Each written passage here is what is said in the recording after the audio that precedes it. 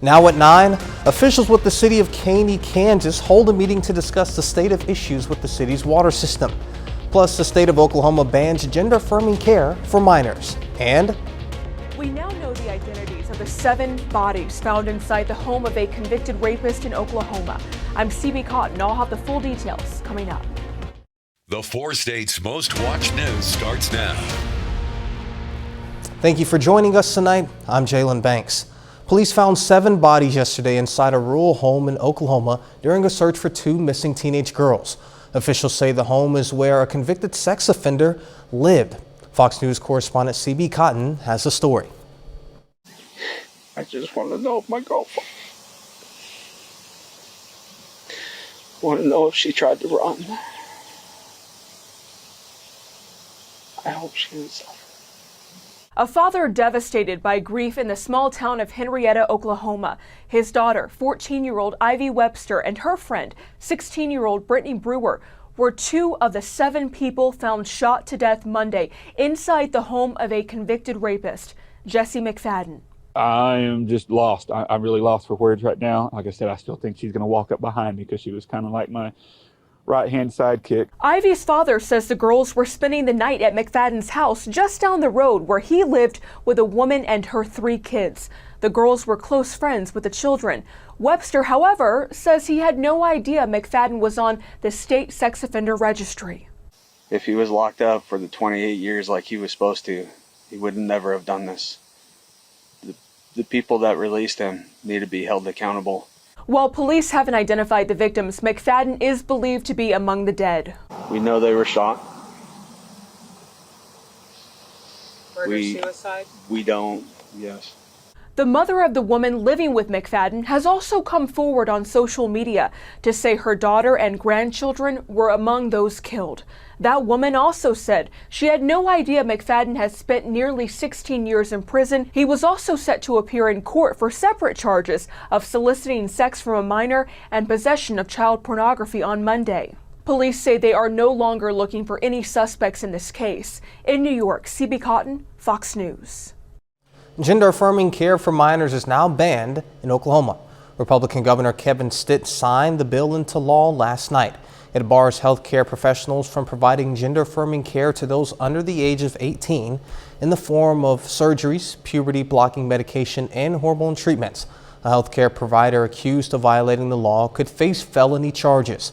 The ban takes effect immediately under emergency clauses and leaves certain exemptions for minors currently receiving treatment. The Public Service Company of Oklahoma and American Electric Power today announced more than $35,000 in robotics grants to 16 schools in the state. Of the 16 schools, 4 area schools received grants. Adair High School, Adair Middle School, and 2 separate teams with Grove Public Schools received money. Grants range from $250 to $3,200.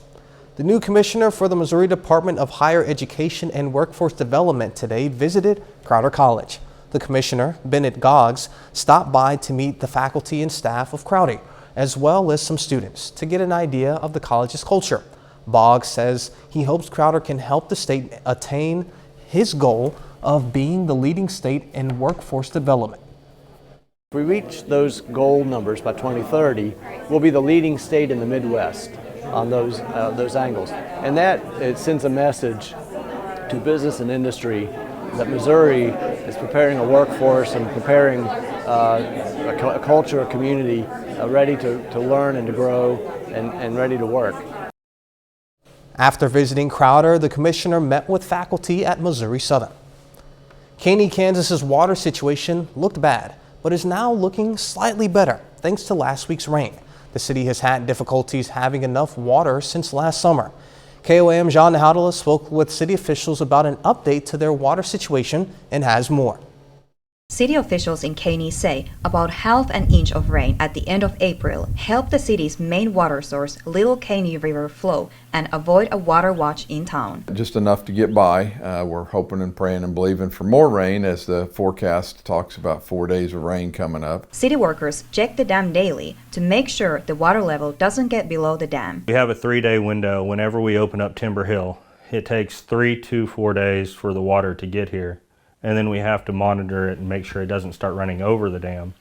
And we have to shut it down before, so we're not wasting any more water than what we need to out of the lake. Zellner says now that the city's secondary water source, Timber Hill Lake, is below 15 feet, the city plans to have a new primary water source. I enter into water talks with KOAM May 18th, and we're going to go down there and meet with them and start the water talks and discussion about getting water as a primary source from the KOAM Lake. Zellner says if everything goes as planned, they would be lucky to break ground next spring. The city is also planning an additional emergency line that they could get help for from a USDA fund. Zellner says they would try to do this in the summer. Chautauqua 4 is willing to look at us for an emergency line, a 2-inch line off of the end of their line that's close to us. They say they've been replacing old 1- and 2-inch lines in town to prevent any leaks in water lines. In Caney, Janna Hautala, KOAM News. Zellner reminds if they get enough rain, they're still holding on to the possibility on opening the pool in the town for the summer. Meteorologist Sam Lane joins us with the first look at the weather. All right, thank you very much, Jalen. Let's take a look at the water situation in Montgomery County. This is the amount of rainfall that is typically supposed to fall in Montgomery County. We go all the way back to January 1 of 2022. By this time, they should have 56 inches of rainfall. How much have they had? Only 36. That's 20 inches below where they should be. And that's why the water problem is exacerbated there in Montgomery County. And of course, all of southeastern Kansas is still in the drought. We do have some rain in the forecast, and that's good news, but not tonight. Temperatures dropping through the 40s tonight, all the way down to 40 degrees by morning. And looking down the lane, we have another beautiful day shaping up for tomorrow. With increasing clouds, though, a cool morning. Thunder showers begin late tomorrow night into Thursday morning, and maybe a stormy pattern in our forecast. And I'll tell you more about that in weather in just a little bit. The Carl Junction Area Chamber of Commerce today held a dedication ceremony to honor Gary Stubblefield. Stubblefield has a long history of being a community advocate, and the Chamber of Commerce wanted to celebrate his legacy. The ceremony included a presentation and the unveiling of a dedication in his name on the Chamber building, followed by a ribbon cutting. Oh, he was my best friend. You could talk to him about anything. He supported everyone in every way. He loved our children well, he loved our family well, and he loved his mother, and it's great to have her here today to see him being honored. Stubblefield, also known as Mr. Carl Junction, passed away in March. Local health care providers came together today to host a celebration of life. The event, organized by Mercy Hospital, Freeman Health System, Midwest Transplant Network, and an organization called Saving Sight, honors organ, eye, and tissue donors and recipients.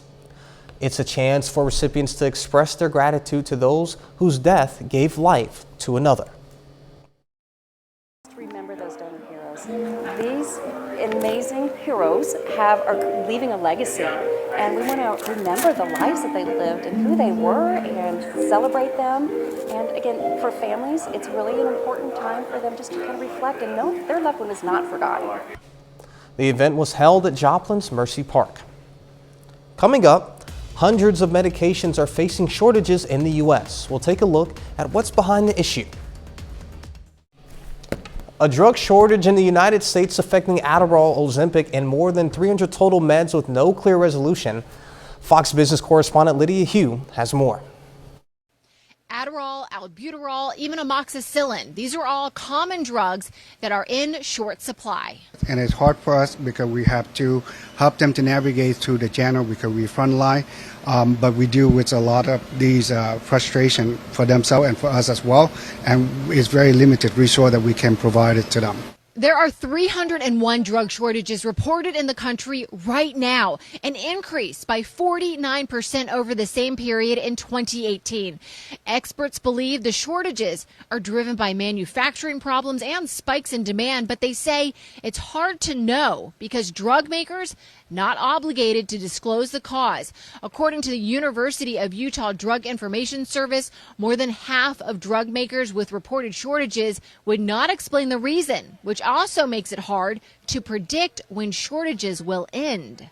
These are private companies, privately held companies with shareholders. And what are they doing to help us have a resilient supply chain and have access to the medications that we need. We need more transparency about who's making the medicines, where they're being made, and what quality those medications are. Another issue, growing reliance on foreign nations for drugs and ingredients. Especially vulnerable are generic, sterile, injectable drugs needed for critical acute care. At least 90% of them rely on China and India. That's according to the Administration for Strategic Preparedness and Response. Lawmakers now calling our reliance on foreign nations and drug shortages in this country a national security threat. Reporting from Manhattan, New York, Lydia Hu, Fox Business. The U.S. Surgeon General is addressing the epidemic of loneliness and isolation in the country with a framework for a national strategy to advance social connection. Dr. Vivek Murthy says even before the COVID-19 pandemic, about half of adults reported experiencing loneliness. His framework including 6 pillars, like calling for more pro-connection public policies, increasing education on the benefits of social connection, and reforming digital environments. Sam is back with a complete look at the forecast, and later, the MIAA releases its conference softball awards featuring several MSSU and PSU players. We'll break it down in sports.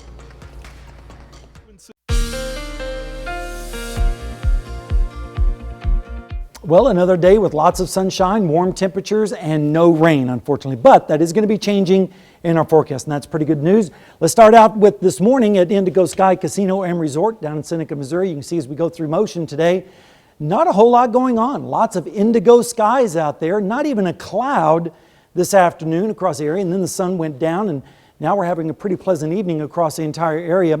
We're going to be dropping down into the chilly numbers once again, but as we go through the forecast, you'll see that's going to change too. The allergies, I wish that's going to change, but tomorrow about 9.7, where it was today at 9.9. Most of that is oak, mulberry, and walnut, but once we get some rain in here, the allergies will start to go down as well.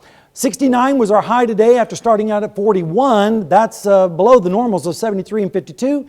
Records are 89 and 31, and we're already about 4 1/3 inches behind on the rainfall, and we need to catch up on that pretty quickly, especially as we head towards the summer months. Radar right now is all clear, not only here, but also across the entire Central Plains. We're watching for this slow meandering upper level low that's off the coast of California. It is taking its slow, sweet time moving towards us because the ridge of high pressure is just blocking its path. But that ridge is going to start breaking down over the next few days, and as it does, we'll start to see the rain chances increase across our area. Temperatures right now, very pleasant, generally in the 50s and 60s, 51 already down in Iola. Meanwhile, in Fort Scott, they're currently sitting at 60 degrees for one of the coolest, or actually one of the warmest readings. Right now in Joplin, it's 56 with a calm wind, dew point of 30. And in Pittsburgh, you can see the flag not really flying there, calm wind as well, 52 degrees. Dew point of 35, so humidity of 52%. Here's that ridge of high pressure that's basically acting like a wall to keep the precipitation away from us. But as we go through time, notice that ridge starts to break down a little bit, and we start to get pieces of energy coming up at us from the south and west. That's going to increase the rain chances and even some thunderstorms too, and that's good news. Some of the storms could be severe on Thursday, especially out in Oklahoma. Some of those could work their way into the western part of our viewing area, but we'll have to wait and see on that. We'll keep an eye on it. Rain chances are going to be nil all the way up until the morning hours on Thursday morning. That's when rain chances really start to increase across our area. And then as we look at the lows tonight, 30s and 40s with northerly winds, so a chilly morning once again. But then tomorrow afternoon, mostly fair skies. Temperatures in the mid-70s, light and variable winds. Then as we go through Wednesday night into Thursday morning, here comes the showers with lows in the 50s, and then those showers move away, and then more thunderstorms develop in the afternoon on Thursday. Again, some of those could be severe down in Oklahoma with highs in the 60s and 70s.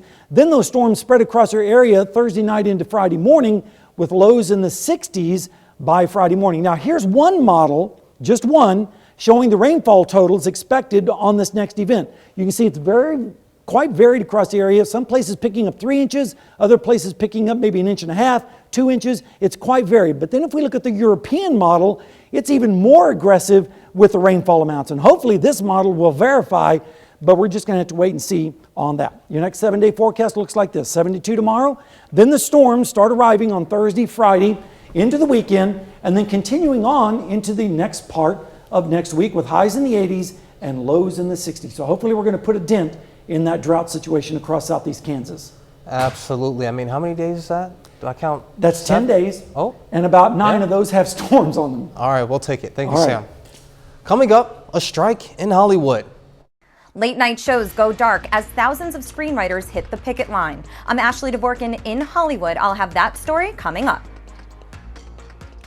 More than 11,000 writers for film and TV went on strike today. It comes one day after negotiations over higher pay reached a dead end. Fox News Edge entertainment reporter Ashley Dvorkin has more.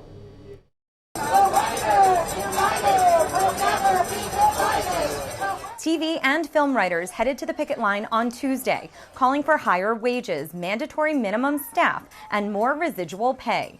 The walkout put late-night shows in the dark and threatened to pause hundreds of other productions. Neither side likes a strike. Hopefully both sides can come together because it affects a lot more people than just the writers in the studios. It's the first time screenwriters have launched a strike in more than a decade. Negotiations began in March, but the two sides fell short of an agreement on Monday.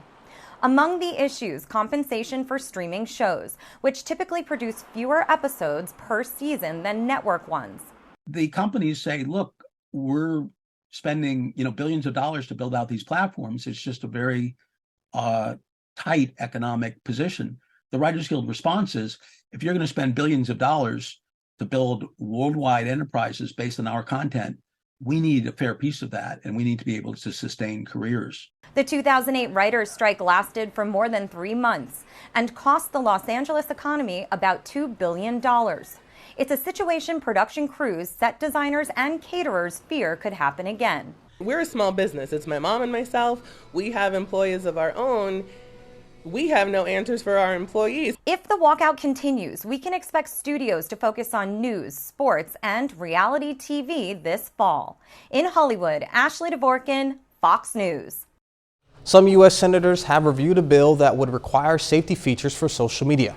The Kids Online Safety Act would seek to shape the basic design of social media products, and it would police specific types of harmful content. It basically puts the burden on companies like Meta, Google, and Twitter to create a safe environment for youth. Under the new bipartisan proposal, these companies would be obligated to act against harmful content related to bullying, eating disorders, and substance abuse, among others. Up next, we'll learn how a dad in New Jersey earned himself the title of Dad of the Year. A dad in New Jersey just won the title of Best Dad of the Year, beating a ton of other dads in the process. Well, not a ton, but at least those competing in the first Dad Relays event. There were 18 other dads and even a grandpa participating in the competition to prove their dad skills to everyone. Andrew DeMaio was the winner of the title, and not only did he prove to be the ultimate dad, but he also helped raise more than $900 to be the Philly charity for the Philly Charity Foundation. 30 more minutes of news, weather, and sports coming your way. A Missouri police officer talks about his recovery after being in a crash caused by a drunk driver. Plus, Congress should implement a code of ethics for Supreme Court justices. I'm Mike Emanuel in Washington. I've got the details coming up. a Mansfield, Missouri police officer is taking it one day at a time, recovering from a crash 1 month ago.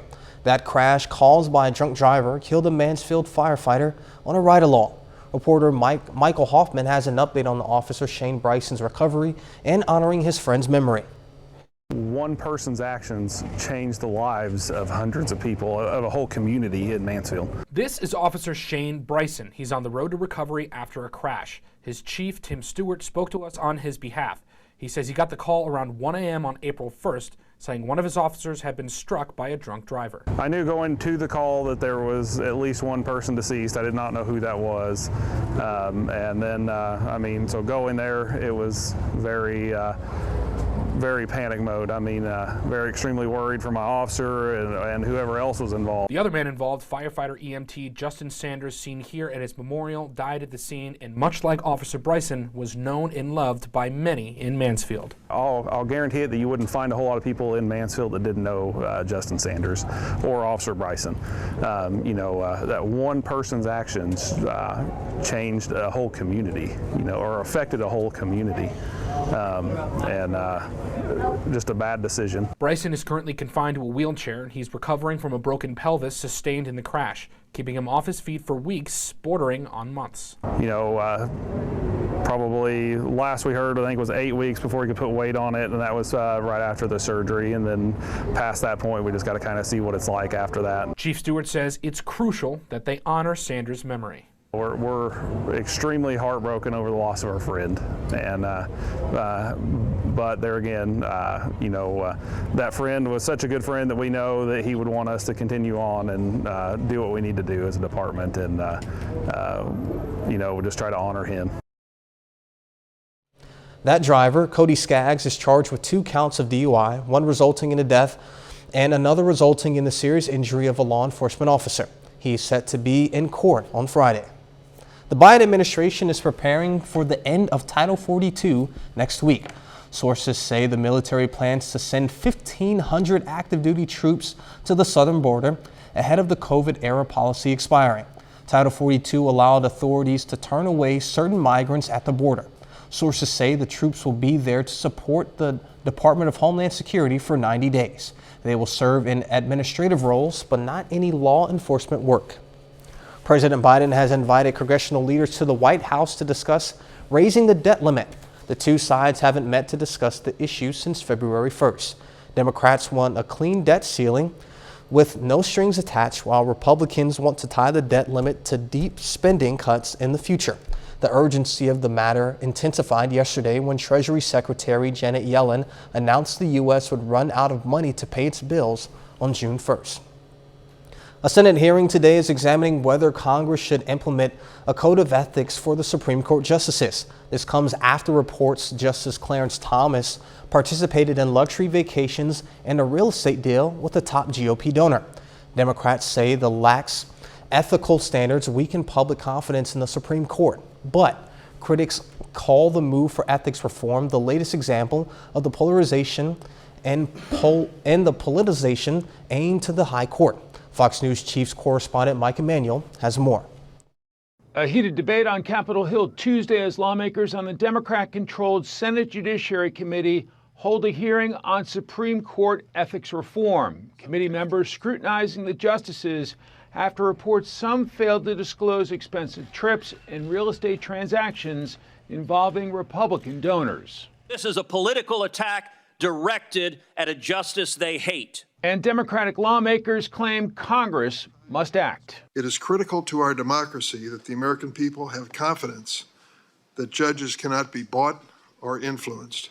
Members of Congress have introduced legislation requiring the justices to adopt a code of conduct to impose on current and future justices, a move that may or may not be constitutional. The Supreme Court would never write our ethics rules and say, we don't like your rules, so you need to use these, under the separation of powers, which is fundamental in the Constitution. The hearing comes 1 year to the day after the unprecedented leak of a draft of the Dobbs opinion, ultimately overturning Roe v. Wade. Some Republicans say Democrats are undermining the 6-3 conservative majority as the court's rulings have shifted to the right on controversial cases. It's about an effort to destroy the legitimacy of this conservative court.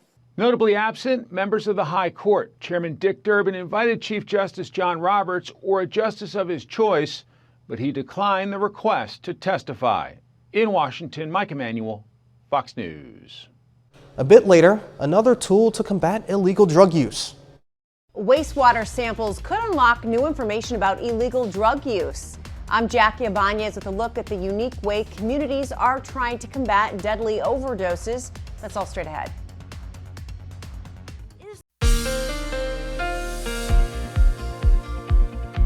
Well, folks, another beautiful day across the 4 states, lots of sunshine and blue skies, and that's what we had this afternoon. And we're going to have that probably again tomorrow. Let's take a look outside right now in Seneca, Missouri at Indigo Sky Casino and Resort. Lots of indigo skies today, not a cloud to be seen anywhere across the 4 states. The allergies, though, they've been up 9.9 today, 9.7 tomorrow, a little bit better, but we're going to have to wait a few days before the rain washes a lot of this allergens out of the air. Right now, it's mainly oak, mulberry, and walnut pollens. This afternoon we made it close to 70 degrees. 69 was our high, 51 was the low, and of course that was below the normals of 73 and 52, and we're below normal on the rainfall by about 4 1/3 inches. Radar is clear right now, and if we take a look out towards the west, we do have a pretty big storm system, but it is slowly moving to the east. It's running into this ridge of high pressure that is stubbornly sitting here over the Rocky Mountains. That's what we call an omega block, and it's blocking the rain from getting closer to us, but it will eventually break down, and that's when the rain chances start to go up. Temperatures right now are going down.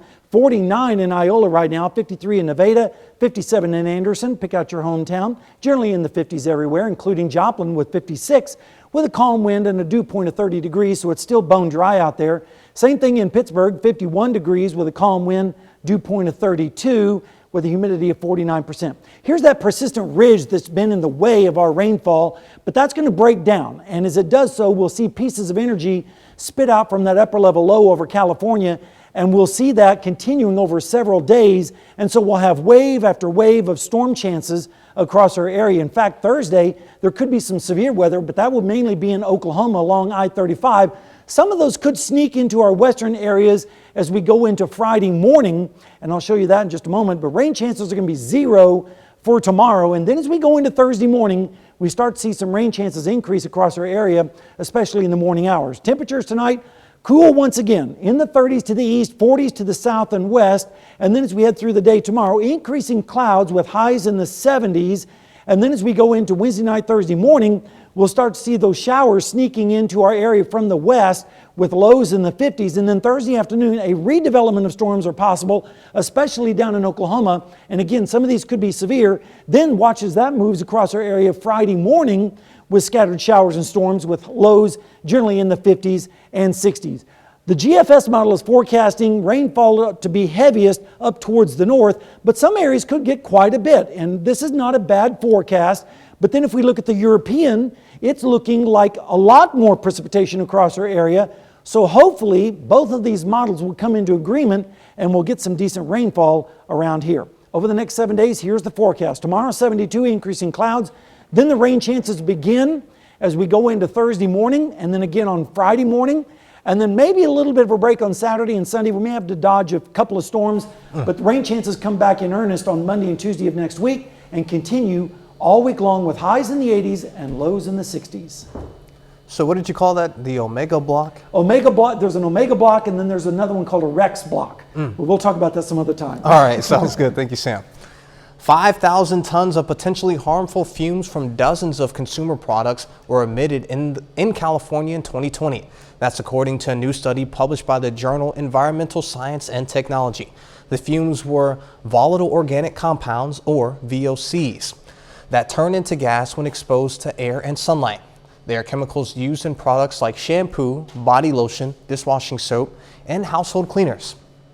Coming up in sports, 16 local softball players earned all MIAA honors this afternoon. Plus, Webb City Baseball aims for their 5th straight win in a conference matchup against Joplin. Jacob Leonard has those highlights and more next.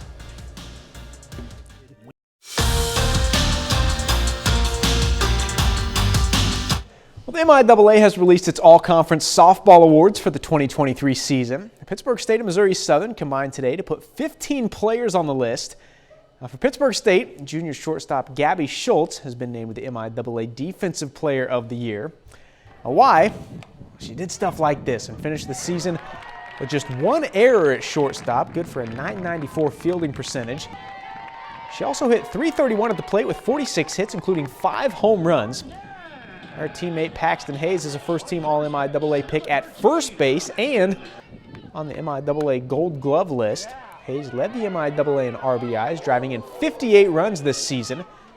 She led the team in home runs and doubles. And a freshman, Heather Arnett, is a second-team All-Conference pick for the Gorillas. Former Frontenac Raider led Pittsburgh State in hits with 62 in 48 games. She also led the team in stolen bases. Arnett stole 26 bases this season, which is 5th most in the MIAA. For Missouri Southern, outfielder Yasmin Vargas is a first-team All-MIAA selection. She led the Lions in runs scored and was 2nd in the MIAA with 30 stolen bases in 31 attempts.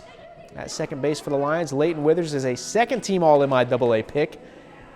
She kind of did everything this year for Southern. And Withers led the Lions in hits, doubles, home runs, and RBIs. Her 44 RBIs actually are 6th most in the MIAA this season. You can check out the list of all 15 local players earning All-MIAA recognition today on the sports page at KOAMnewsnow.com. On the baseball side in the MIAA, the regular season is over, and it's time for the playoffs. Both Pittsburg State and Missouri Southern have made the MIAA Conference Tournament. Pitt State is the 4th seed in the bracket this week. The Gorillas were 21-12 against MIAA opponents in the regular season. They'll kick off the tournament on Friday, opening a 3-game first-round series against Central Oklahoma. PSU took 2 out of 3 from UCO when they met in the regular season. Now here's the team on their matchup with UCO and what they need to do to make sure they're still playing next week. We need our starters to be good and get us to the 5th and 6th, and we need to get back to hitting. You know, we really haven't hit for a few weeks. Last weekend, winds blowing in 20 and 30. It's hard to hit in those times, but we got to make an adjustment and find a way to first base. Everybody's out here trying to win, trying to play their best baseball, and you know, we got to do the same thing. Got to stick to what we do best. We can't really change our approaches like we've been doing the whole season. So we just kind of got to stick to what we've been doing and, you know, take every game one at a time. We just got to be ourselves and go out and compete. We need our best players to be the best players on the field, and hopefully we can do that. They're a really good baseball team. They play the right way, same record as us. They run the bases really well. They bunt. They're going to throw strikes as a pitching staff. You know, it's just a really good baseball team that's going to come in and play the right way, and we'll see who wins. The Webb City Cardinals are getting hot at the right time. The Cardinals are on a 4-game winning streak with just 9 days and 7 games left in the regular season. Webb City trying to stay rolling this afternoon in a big conference matchup with the Joplin Eagles. Joplin gets their leadoff man on in the first, but Kaylor Darnell here, one of his 9 strikeouts on the day. Then moments later, Kenley Hood. Check him out at first. Nice sliding grab over there. We're scoreless going to the bottom of the first. Webb City straight to work on offense. Sam Weller steals third here. Throw gets away into left. That allows Weller to score. Cardinals go up 1-0. Later in the inning, Sean Hunt up for the Cardinals and delivers a base hit into right. Cy Darnell scores on that. Webb City goes up 2 after 1. Low scoring game here, but Webb City earns a shutout, beating Joplin 3-0. We've been out to a few Webb City games, and it always seems like Kaylor Darnell and Sean Hunt come through. At least when we're out there, they're always in the highlights. Every time I go through Twitter or anytime I'm standing behind this desk and listening to you, those are the 2 names that I always hear. They're coming through for Webb City, and Webb City now on a 5-game winning streak, so everybody kind of playing well for them right now. All right, sounds good. Well, that's it for sports. We're back with more after this. Studying wastewater could help health officers learn more about the illegal drugs being used in their communities. It's part of an ongoing effort to help combat opioid use and deadly overdoses. Fox News correspondent Jackie Ibanez takes a closer look. Years after the height of the COVID-19 pandemic, researchers are trying to use the same testing practices that monitored wastewater samples for spikes in the virus to now check for levels of illegal drugs. One of the great things we learned about COVID-19 is that when it's excreted into the wastewater, we're actually able to use concentrations of the virus in the wastewater to determine how much virus is circulating in the community. And we want to know the same thing about what is one of the most important threats to health in our community, which is substances that are causing overdoses, like fentanyl. The process is underway in California's Marin County, where wastewater samples that flow from residences and businesses are sent to a lab in Massachusetts, where researchers are testing for 2 things. One is a parent drug, and a parent drug is really just the exact same thing that's been administered. So if someone has injected fentanyl, we're looking for fentanyl. The other thing that we're looking for is a metabolite. And a metabolite is going to tell us that a drug has gone through the body, has been metabolized by normal biological processes for humans, and then is excreted in our urine. While this is a pilot program, researchers hope the tests will provide them with data on which drugs are being used in certain areas, so they can increase funds for prevention and make the opioid overdose reversal drug Narcan more available to at-risk communities. Researchers are hoping to also begin testing for the presence of xylazine, a powerful animal tranquilizer that's now being mixed with fentanyl. Jackie Ibanez, Fox News. Coming up, Well, check out the unique way a teen in Washington State decided to roll up to his prom. Forget the limo, forget the nice car, convertible, whatever. This teen in Washington State went to prom in his dream vehicle, but his date chose to meet him at the dance. Jeannie Moose reports. Teenagers might dream of a kiss at their prom, or dance, or arriving in a limo. But how about arriving in a tank? This is how Washington State resident Sherman Bynum made his entrance at the Camas High School prom in the turrets of a World War II tank. Sherman, are you happy? Heck yeah. We're kind of tired of seeing sports cars, limousines, the average ride. But also as a teenage boy, I mean, I like tanks. It was offloaded near the prom venue, the treads rubberized to avoid damaging roads, a bagpiper known as the Unipiper served as an escort. Sherman, no relation to the tank, used a GoFundMe page to raise the $1,000 needed to rent the tank from a collector who did the driving. As for Sherman's date, he asked me with a sign that said I'd be thankful to take you to prom with me, and it was perfect. Perfect, though to protect her gown, She did not want to sit inside of the tank. That was not something she was interested in at all. Sherman already has plans for next year's senior prom. We're going to be jumping out of a plane. Dropping in out of the sky like James Bond, though Sherman's mom says, No, absolutely not. We need to keep our feet on the ground. He'll end up doing it. I'll end up protesting the whole time. I'll be going down behind him going, Sherman, wait! And don't expect his date to be parachuting to the prom if she's still around.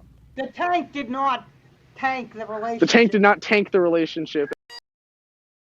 The tank did not tank the relationship. I like that one. And that's our time for joining us. And thank you all for joining us tonight. But before you go, we'll leave you with a video of a squirrel enjoying a bowl of sprinkles. Be safe, and we'll do this all again tomorrow. See you then.